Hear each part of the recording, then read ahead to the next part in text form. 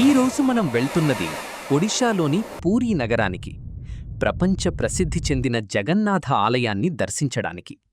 ఇది కేవలం ఒక దేవాలయం కాదు, రహస్యాలతో నిండిన ఒక అద్భుతమైన క్షేత్రం.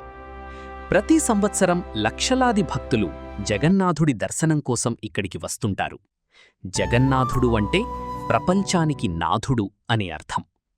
ఈ ఆలయాన్ని 12వ శతాబ్దంలో గంగవంశానికి చెందిన రాజు అనంతవర్మన్ చోడగంగదేవ నిర్మించాడు. ఈ ఆలయం భారతదేశంలోని అత్యంత పురాతనమైన మరియు పవిత్రమైన క్షేత్రాలలో ఒకటి. ఇక్కడ శ్రీకృష్ణుడు జగన్నాథుడిగా, బలరాముడు సుభద్రమ్మతో కలిసి పూజలందుకుంటారు.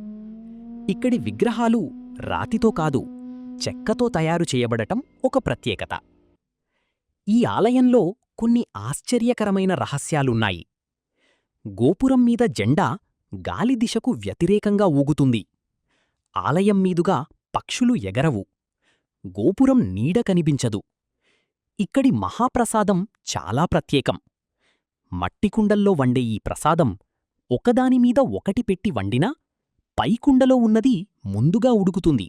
రోజుకు వేల మందికి అన్నం పెట్టినా ఇది ఎప్పుడూ తక్కువ కాదు.